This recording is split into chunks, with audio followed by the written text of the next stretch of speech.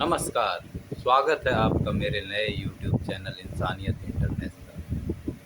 मित्रों, आज मैं एक भूले बिसरे विद्वान, मनीषी, चिंतक और हाजिर जवाब पंडित गोनू झा के जीवन के बारे में मैं आपको बताऊंगा। पंडित गोनू झा दरभंगा अंचल के एक बड़े किसान थे। वो अपनी उपस्थित बुद्धि के वजह से अपने पूरे इलाके में प्रसिद्ध थे। लोग उनकी बातों को सुनते थे और वे हमेशा लोगों को सही सलाह देते थे। जब उनकी लोकप्रियता राजा से भी ज़्यादा बढ़ गई तो दरभंगा के राजा ने पंडित गोनू झा को अपने दरबार में बुलाया। राजा ने कहा कि गोनू झा, मैं आपको 2 बिल्ली और 1 भैंस देता हूँ।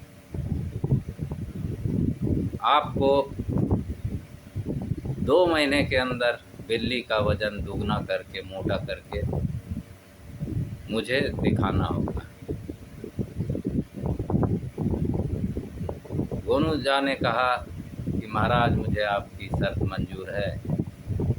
मुझे भैंस और दोनों बिल्लियां प्रदान की जाए।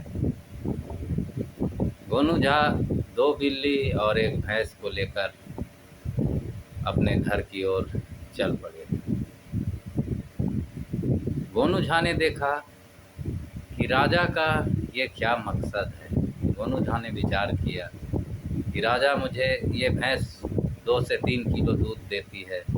ये दूध अगर मैं बिल्ली को पिला दूं तभी ये इसका शरीर बढ़ सकता है, लेकिन ये अपने वजन से दुगनी नहीं हो सकती है। और मुझे भैंस के लिए मेहनत भी करनी पड़ेगी। राजा का आदेश है, आदेश का पालन भी करना पड़ेगा। गोनू झा ठीक 2 महीने के बाद राजा के दरबार में पहुंचे। बिल्ली बहुत ही कमज़ोर हो गई थी। दोनों बिल्लियां बहुत ही कमज़ोर हो गई थी। राजा ने क्रोध में आकर, आवेश में आकर गोनू झा को अनाप शनाप बकना शुरू किया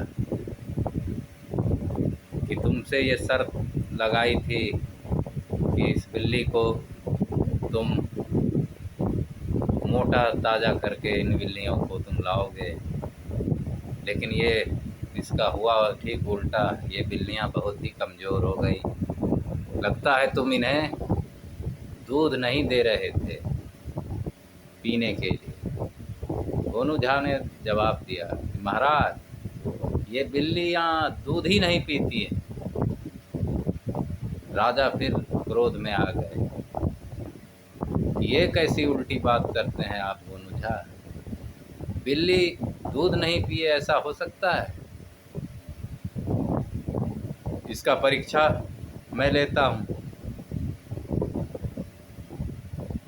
2 पात्रों में 1 सेर दूध मंगाया गया, आधा सेर। लेकिन आश्चर्य की बात थी कि बिल्लियों ने उस दूध की तरफ नज़र भी नहीं उठाकर देखा और उल्टे ही वो दूध से भय पाकर पीछे हट गई दोनों बिल्लियां। राजा ने ये देखकर बहुत ही अचरज में पड़ गए।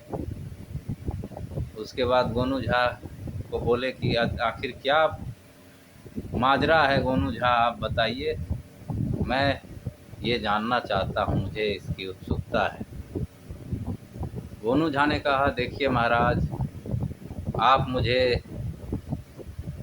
मानसिक रूप से परेशान करने के लिए शारीरिक रूप से एक ऐसी भैंस आपने दी जो सिर्फ 2 से 3 किलो दूध देती थी। मैं दिन भर सेवा करता तो उसका दूध पीने का अधिकार तो मेरा था। और ये बिल्लियों को अगर मैं पिला देता तो फिर मैं और मेरे परिवार के लोग दूध का सेवन कैसे करते। इसलिए मैं दूध को बहुत ही ज़्यादा गर्म करके बिल्लियों के पास लाता और दोनों बिल्लियों को ज़बरदस्ती उसमें मुंह में डाल देता।